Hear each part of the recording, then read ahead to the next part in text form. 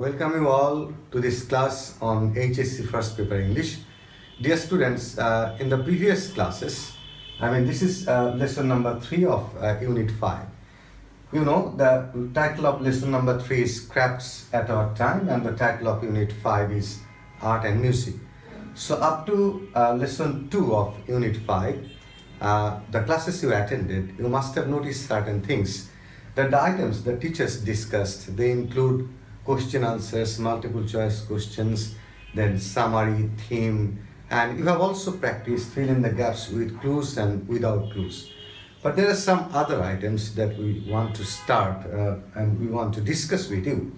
And flowchart is one of them. Flowchart is a very important topic for the students of HSC. And you know that in case of flowchart, you have to develop some skills regarding phrases and clauses, basically phrases.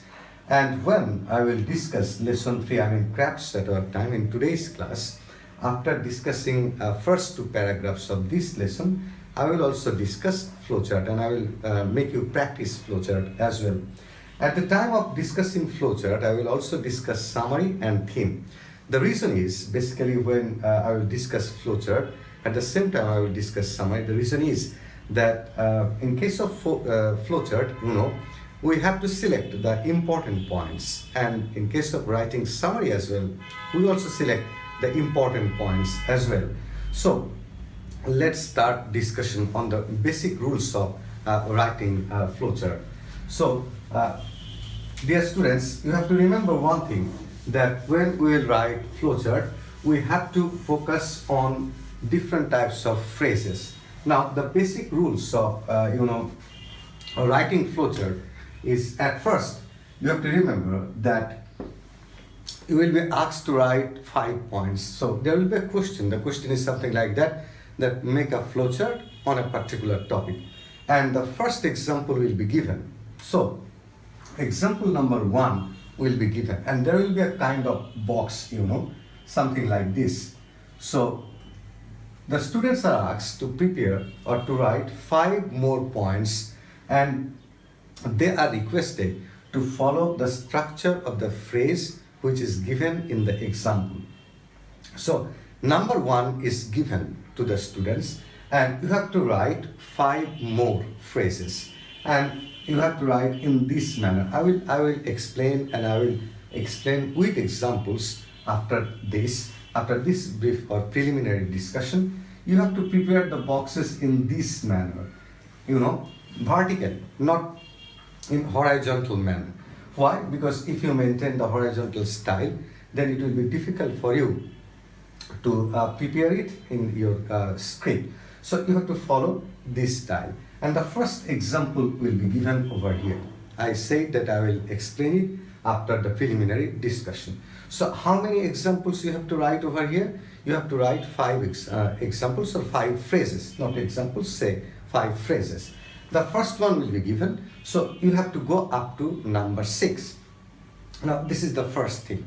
So when you will be asked to write a flowchart, definitely you will be asked to write it on a particular point. And the points have to be taken from the text or the passage which is selected for flowchart. So the first thing we have to remember, you are not supposed to take any point from outside the text, the text which is given in the question paper. Even if you know plenty of points regarding the question of flowchart, you are not allowed to use any unless the point is available in the text. So remember that. Second thing, the second issue is, for example, that when you will prepare the phrases, this is very important, that you are not supposed to answer in sentences, you are not supposed to answer even in clauses, you have to answer in phrases. So what is phrase, what is clause, you have to also understand what the difference between phrase and clause. In brief, what we say or what we tell the students, that phrase is also a group of words and it is different from clause in the sense that in a clause there is a finite verb and in a phrase there is no finite verb. I will explain, I will also show you the different differences between phrase and clauses while preparing the flowchart. And you have to answer in phrases, I have already said. And how many phrases you have to use? You have to use 5 phrases. And then remember one thing, The example we will give in the question paper, you will try to prepare your phrases following the structure of the phrase. But if you fail to follow the same structure of the phrase that is given as an example, you can go to other phrases. So the questions, the students frequently ask the questions, sir, whether we are bound to follow the structure of the phrase that you give as example. We say that it's preferable to use the same structure, but if the points don't suggest, or if the points don't support you to maintain the same structure of the phrase, then you can go to other types of phrases. So you can go to other types of phrases. Say, for example, the example is given as a noun phrase. So you can go to verb phrases. You can use the example of, infinitive phrase, or present participle phrase, or past participle phrase. But it doesn't mean that you have to make a variation of phrases. It doesn't mean that. What I wanted to mean that you have to try to follow the example that is given, but if you fail to follow that example, you can go to other kinds of phrases as well. And then what comes that you have to maintain the sequence, say 1, 2, 3. When you will select the phrases, you have to select it accordingly, what you find in the text. So if the phrase comes first, use it in number 2, then number 3, then number 4. That means don't break the sequence. Say you are picking up a phrase from the ending part or from the last part of a paragraph, and then you are coming to the first part. So don't do this. So maintain a kind of sequence while preparing phrases in the flowchart. And remember one more thing, that you have to write or you have to prepare phrases according to the question that is asked in the flowchart. So there rises the problem that the students sometimes they select some phrases, but the phrases cannot fulfill the demand of the question. So in brief, I want to again recap what are the principles of writing flowchart. Number 1, you have to write 5 phrases. You have to answer in 5 phrases, different phrases, and you have to insert those phrases in the boxes which are designed vertically, not horizontally, and the points will go up to 6. And you have to maintain a kind of order. That means the phrase that comes first, you have to use it first, and as well you have to continue up to number 6. You will try to follow the first structure of the phrase given as an example, but if you fail, you can go to other types of phrases. That is another issue.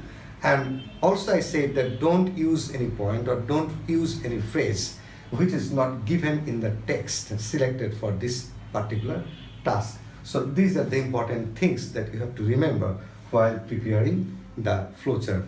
There will be other issues. We will also discuss those issues when we will practice the flowchart. And remember, the text or the passage which will be given for this particular task, the passage will be given from the text, not from the outside of the text. Now, why I want to, at the same time, while teaching flowchart, I want to teach you summary at the same time. You have already practiced summary, you have already practiced theme as well. The reason is, the points that we will use or the phrases that we will use, while writing flowchart, these points are basically the main points of the text. These points are mainly the basic points of the text. So you have to develop the skill of selecting main points from the text. When you will write a summary of any text given, remember certain issues and remember certain characteristics of writing summary. What we always suggest that in one of my previous classes, I also discussed in brief. Now again, I am discussing it. This 80 words or 1/3. You have to follow either this style. Your summary has to be confined to either 80 words or to 1/3 of the text. And some students may ask question that if it is 1/3 and if the text is 500, then the length of the summary will be too big. It's true. So when the text is bigger, then we prescribe this one. When the text is smaller, we prefer this one. So between these two options, you have to just calculate. You don't need to calculate the number of words, but just you can simply calculate the number of words in a single line, and then you can multiply the number of lines with the number of words a single line contains, and that's how you can gauge that which one will be shorter, this one or this one, and that one will be the standard for writing summary. So if 1/3 is shorter, in case of a particular text, then accept this one, or if 80 words is shorter, then accept this one. So let's take this one as an example, 140 words. So for this, 1/3 is shorter than 80 words. So if the text contains 140 words, in that case you have to accept 1/3. But if the text is 500 words, then you have to accept this one, 80 words, because 1/3 of 500 words is longer than 80 words. So these are the basic rules. I'm telling you again why I'm willing to teach summary simultaneously with flowchart, because in writing summary we will also focus on the major points, and we also need to develop the skill of making phrases, because when you summarize something you need to make things precise. So when you summarize or when you make things precise, then you have to develop the skill of combining sentences, combining phrases, combining clauses as well. So that is the reason of my teaching summary and flowchart at the same time. So what about theme? I will also give you some ideas about theme. Don't think that themes can be selected or should be selected from poetry or based on poetry only. Themes can also be selected based on text or passages, or the passages or texts you are reading, or you have read up to lesson 2 of unit 5. So the theme is also shorter than summary. I discussed even in my previous class. And when we will write summary, we will basically focus on the major aspects of the text, and when we will write the theme, we will basically focus on the theme or on the major idea that text deals with. So I just gave you the preliminary ideas about flowchart writing, writing summary and writing theme. Now let's go to the text. I'm in lesson 3 of unit 5, and after analyzing, after explaining 2 paragraphs of the text, I will start practicing flowchart, and at the same time I will also show you a model of writing summary and writing theme as well. So let's go to the text and start reading. We are starting the text. I've already shown you on the board that we are starting unit 5 art and music and lesson 3 crafts at our time. And now, dear students, after discussing 2 paragraphs, I will straight go to flowchart. Now, a craft work, basically our today's passage is on craft work. You know what is craft work? Basically, craft work is, it's also a kind of art, Craft work is an applied form of art. Just look at the first sentence, not even the sentence, the first part, the clause. A social and cultural product reflecting the inclusive nature of folk imagination. So it's a long sentence. Let's go part by part. So what is a craft work? A craft work is obviously a kind of art, but it's an applied form of art. So what is applied? Applied means that which is applicable for our everyday life, which has got some utility function in our everyday life, which has a strong connection with the utility of our life. Now, a craft work is that kind of art. There are different types of art, Music is also a kind of art. Painting is also a kind of art. Drama is also part. Everything is part of art. But that painting, if it is simply painting, it doesn't have any applied, connotation. It doesn't have any applied function. But craft work is that kind of art which has got some applied function. That means which can be applied in our real life situation, in our life, which we use in our life. A social and cultural product. But even though it's an applied form of art, Uh, I hope that you have understood the difference between art and applied form of art. Art, I say that painting is also a kind of art. Music is also a kind of art. But you cannot use music, in physical condition, in physical features. But music basically, it touches your heart. It touches the soft chord of your heart. So it has got some aesthetic value. It has got some psychological function. But Kraftwerk is something which does two functions.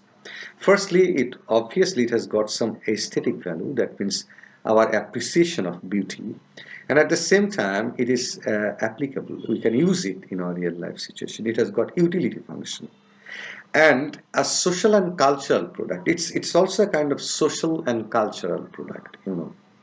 Because it springs from the flavor of the society. It springs from the cultural flavor of the society. And it reflecting the inclusive nature of folk imagination, and it also reflects the nature of imagination. But what kind of imagination? It's not the urban imagination which is at function. It's the rural imagination. It's the nature of folk imagination. So the imaginative state of the rural people definitely imagine. So their imagination gets a kind of outlet in Craftswork. So Craftswork is an applied form of art, obviously, and it has got some social and cultural flavor, and it reflects the nature of folk imagination. The folk people, the rural people, they have got their own style of imagination, so their imagination is being reflected in craft work. It's not the imagination of the urban people, but it's the original imagination of the rural people which gets reflected in craft work. So there can be different types of craft work.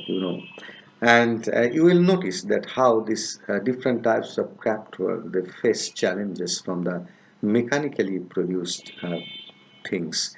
A craft work which usually doesn't bear the signature of its maker. So signature, autograph, you definitely know what is autograph.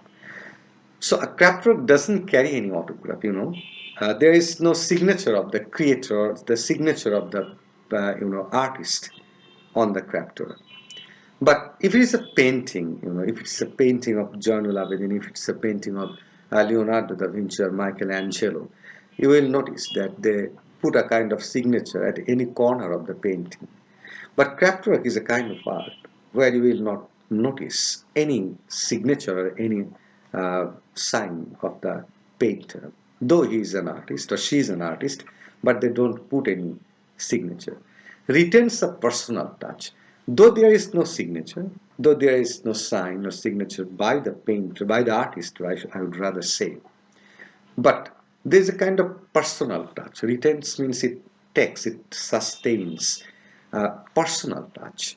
So if you look at a craft work, you will have a kind of emotional attachment with the work because the person who produced it, he has got the touch of his hand, the touch of his you know flavor, the touch of his emotions, and you feel like understanding or realizing the emotions or personal emotions, personal imagination of the artist. Just look at the difference between art and applied form of art. Art, I am telling that art has only one function, aesthetic function, the appreciation of beauty, and craft work has got two functions. One is aesthetic and the other is utility. When we look at a 30-year-old Nokshikatha, we wonder at its motives. So sometimes we definitely know what is Nokshikatha. So when we look at the design of Nokshikatha, we become astonished. Trying to gaze, we start gazing, we try to gaze the motives behind those designs. And what kind of motives usually we understand, we find out or explore? Point to the artistic ingenuity. So it refers to the intellectuality, the ingenuity, the genuineness, the originality of the artist.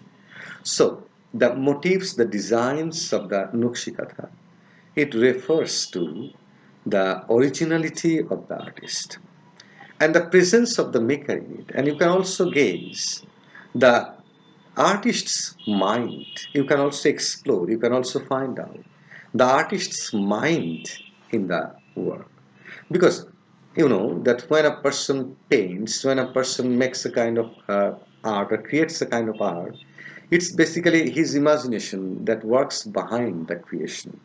So when you look at Nokshikatha, you can easily gauge the emotions and the originality and the mind, the imagination, and obviously the presence of the maker behind it.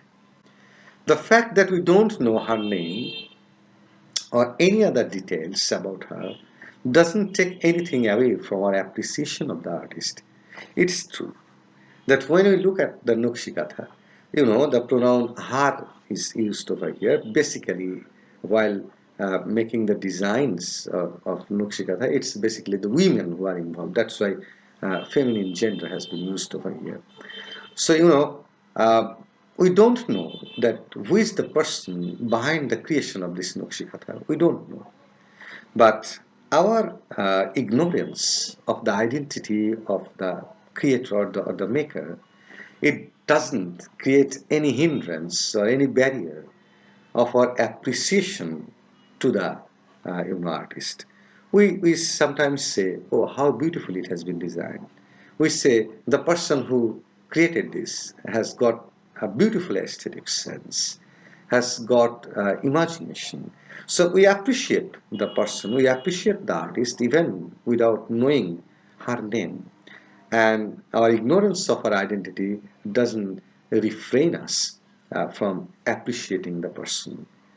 Indeed, the intimate nature of the katha and the tactile feeling it generates animate the work and make it very inviting. So, what does it mean? It means that the intimate nature of the katha, that the katha has got a kind of intimacy with the person who uses it and with the person who produces it. Because there is the touch of the hand, tactile feeling, that means the feeling of touch. You know, when you try to feel the design of Nokshikatha, it seems that the person or the artist behind this design is still alive in his creation. So, as if you can feel the presence of the artist even in the Katha, even today. So, it creates a kind of tactile feeling, the feeling of touch. And this feeling makes the work alive, makes the work vivid, animate the work, makes it full of life, and make it very inviting at the same time. A craft work is shaped by the interaction of individual creativity and community aesthetics. Remember one thing. A craft work is shaped or by the interaction of individual creativity. So individual creativity is required for craft work. Community aesthetics is also required because unless you consider the sense of beauty of a community, uh, you will not be successful as an artist of craft work, obviously, because if you design something which is not soothing for the eyes of the people, then your goods will not be sold. Utility functions and human values. So four issues are involved. Number one, individual creativity is necessary because otherwise your art will not attract people. You will, if you can't show the originality of your painting or art, not only painting, your art, then it will not be attractive. Community aesthetics, if you don't consider the sense of beauty of the people of your community, then it will not work. If it doesn't have any utility function, say for example, you are preparing a craft work which has lost its importance in the society, its utility in the society, its usefulness in the society, then it will not be sold again. And you have to also consider the values of your society. So many things are involved. It is distinguished by its maker's desire to locate himself or herself in the wider and ever-changing cultural aspirations of the community. And not only that, the maker of the craftswork always tries to make him known in the society, in the outside world, because if he or she can make him or make them known to the outside world, then their goods will be more popular, and they have got aspirations in the community and subsequently of the market, and that's how they want to attract the market. But even when the market is an important factor, community aesthetics remains the factor. Market is very important, the market is important, but at the same time, community aesthetics is also very important. And it is the community aesthetics, that means the sense of beauty of the community, which is basically the determining factor. That means which basically determines the form and the content of the craftwork. So what kind of craftwork you will produce? It is determined by the necessity of the community. It is determined by the aesthetic sense of the community. Uh, and the content or the design is also determined by the aesthetic sense of the community. So it is determined by the utility or the usefulness in the community, the demand in the community by the customers, and at the same time it is also determined by the aesthetic sense of the community.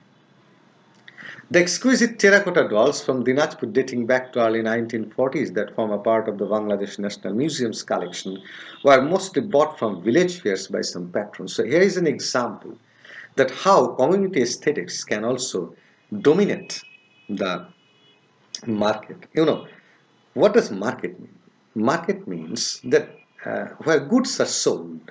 And what kind of goods are sold in the market? Goods which are necessary for our existence, which are necessary for our survival. So, good. There are goods. The art, art is something which may not fulfill the function of your materialistic need, but it fulfills the function of your aesthetic need. So, sometimes it so happens that it doesn't have any utility function, but still it is preferred by the people because they think that it's beautiful. So in Dinajpur, even in 1940s, some terracotta dolls were sold in the village market and it was bought by a patron. So can you guess that the seller or he understood, he realized that those dolls were, meant to be sold. Those dolls were or could be sold in the market. They were worth to be sold in the market. And that's why he brought those dolls to the market.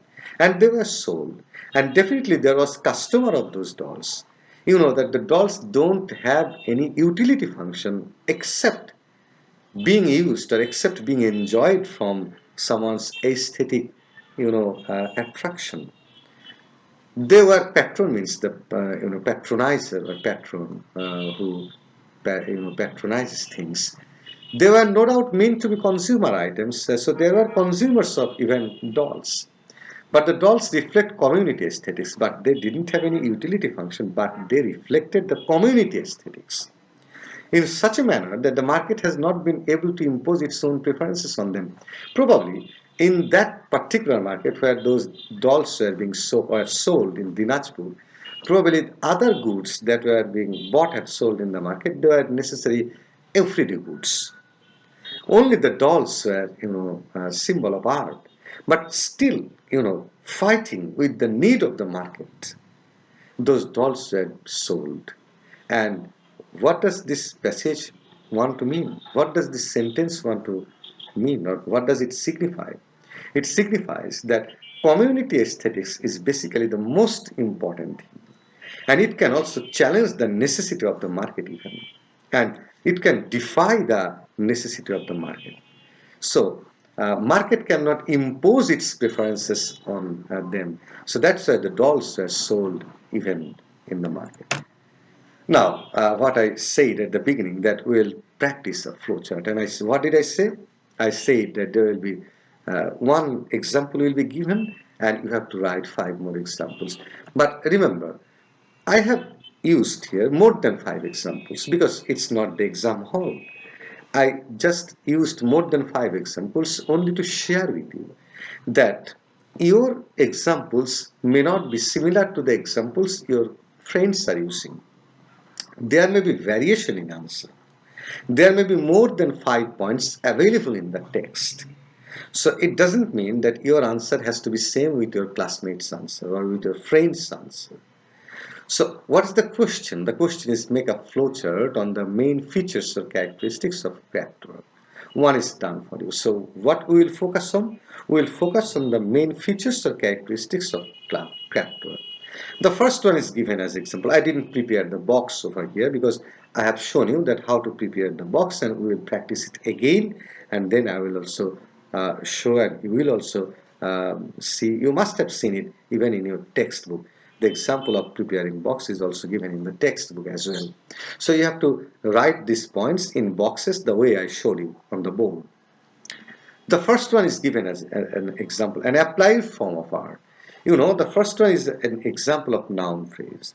So preferably you have to answer in noun phrase. But I said at the beginning that it doesn't mean that you have to answer in noun phrases only. If the phrase doesn't support you, then you can change the structure of the phrase, as I have also done over here. So remember one thing, that your phrases have to be prepared in line with the question being asked over here. What is the question? The question is focusing on main features or characteristics of craft work. So I have said an applied form of art, and you are saying now a social and cultural product. It's okay, fine. You know, I have taken it from those two passages, those two paragraphs that I just discussed. And the second, uh, my first example, because number one is given, you have to consider. A social and cultural product is again a noun phrase reflecting the inclusive nature of folk imagination. Here, I have changed the structure of the phrase because this phrase is not supporting noun phrase, because this point is not supporting noun phrase, and it's getting difficult for me to prepare a noun phrase. So what is more important is not simply the structure of the phrase, but the point which relates to the question, which is connected with the question. That is more important than the structure of the phrase. You have to answer in phrase, but the phrases may vary. So you can also say, instead of reflecting the inclusive nature of folk imagination, this is present participle phrase. If you think that you have to use verb phrase, then you can use reflects the inclusive nature of folk imagination. You can also do that. Reflects the inclusive nature of folk imagination. There is no problem. Usually doesn't bear the signature of its maker. You can also say doesn't bear the signature of its maker. I will also accept not bearing the signature of its maker, but it's not a good example. Look, number 5, I'm saying retains the personal touch. This is verb phrase. And if you think that you will use present participle phrase instead of verb phrase, you have to say retaining a personal touch. This is allowed. So you know how many types of variation can be there. There may be different types of variation. Even there may not be similar examples. You are writing one example, your friend is writing another example. And not only that, even the same example can be expressed in using different structure of phrases. One is writing present participle phrase, another is writing verb phrase, another is writing noun phrase. So there is no harm in doing that. But it's preferred that you have to follow the example that we give. But if it's not possible, as I have done, I have violated the first structure of the phrase, because the rest of the phrases, they are not supporting noun phrase. They are not being used in such a way that I can use them as noun phrase. Retains a personal touch, or retaining a personal touch. Then points to the artistic ingenuity and the presence of the maker in it. You can also say pointing to the artistic ingenuity and the presence of the maker in it. There is no harm. So I've already used 5 points. And remember one thing, that all my points are focused on the features and characteristics of craft work. I have not deviated, and there have been, used in such a way that I didn't break the order. The phrase that came first in the passage, I have used it first. So you have to also maintain that. Don't break the order, don't break the sequence, and don't use any phrase which is not in the text. Number 7, some phrases can be longer, some phrases can be shorter. Shaped by the interaction of individual creativity and community aesthetics, utility functions, and human values. This one is longer, but don't get nervous. Some phrases can be longer. So, shaped by the interaction, this is past participle phrase. So, it can also be used. Distinguished by its maker's desire to locate himself or herself in the wider and ever-changing cultural aspirations of the community. Again, a past participle phrase. You know, and I have said that you can use different types of phrases, it doesn't matter. And then community aesthetics remaining the factor determining, or you can make it even shorter. Community aesthetics determining the form and content of the craft work. So you can even omit remaining the factor. You can also omit that. Just say community aesthetics determining the form and content of the craft work. So if you consider the full phrase, then it's noun. But if you just divide it, for example, if you delete community aesthetics, determining the form and content of the craft work, then it becomes present participle phrase. So even within one phrase, there can another phrase can stay hidden. So these are very interesting things. When you are saying community aesthetics determining the form and content of the craft work, we have to consider this as noun phrase. But when you delete community aesthetics, it becomes present participle phrase. And community aesthetics itself, is noun phrase. So these are the examples. How many examples we have? I have set over here 8 examples. So these 8 points all are relevant to the question. So if the students write 5, any 5 of these 8 phrases I have used over here, they will get marks. But don't use more than 5.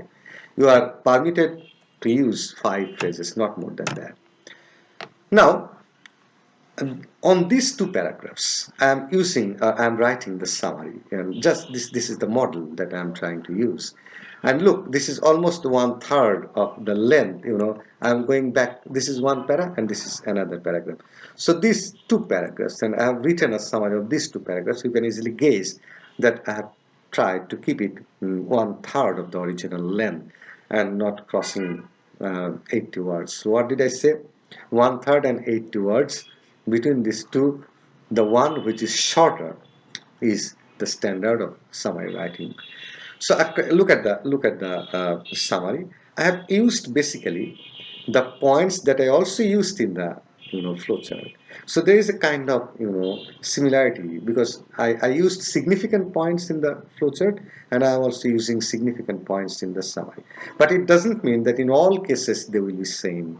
It doesn't mean that in all cases the points being used in the flowchart are points that have to be used in summary. It's not like that, but in many cases they are same.